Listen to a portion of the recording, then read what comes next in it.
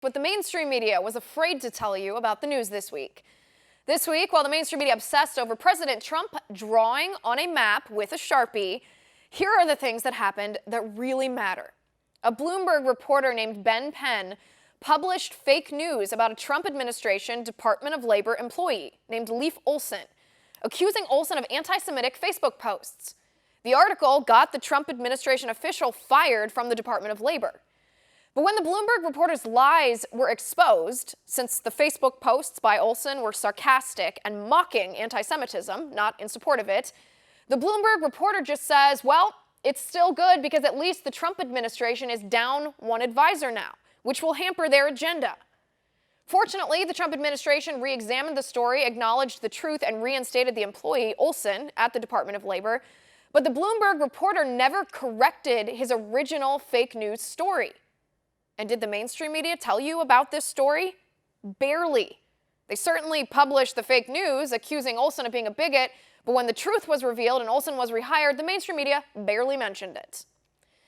Kavanaugh accuser Christine Blasey Ford's lawyer, Deborah Katz, admits on video that Ford's accusation that Brett Kavanaugh sexually assaulted her was partly motivated by Ford's support for Roe v. Wade and abortion.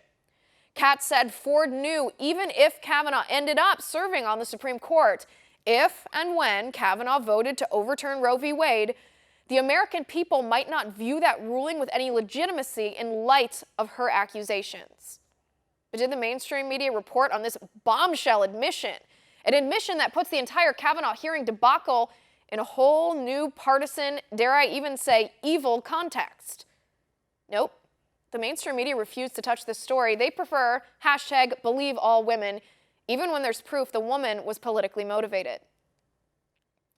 36 Antifa thugs were arrested in Boston last Saturday, 9 of them charged with assaulting police officers after throwing urine on the cops.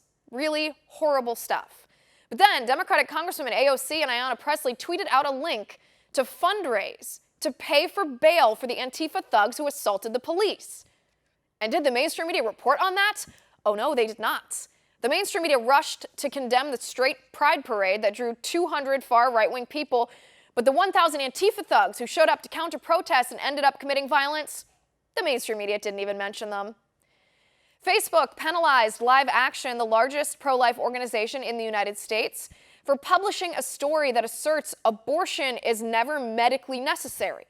Thousands of OBGYNs agree with that assessment, but Facebook claimed an independent fact-checker deemed the story to be fake news, and therefore, Live Action's Facebook page would be subjected to reduced reach as a penalty, and thousands of their followers received a push notification saying the story was fake news.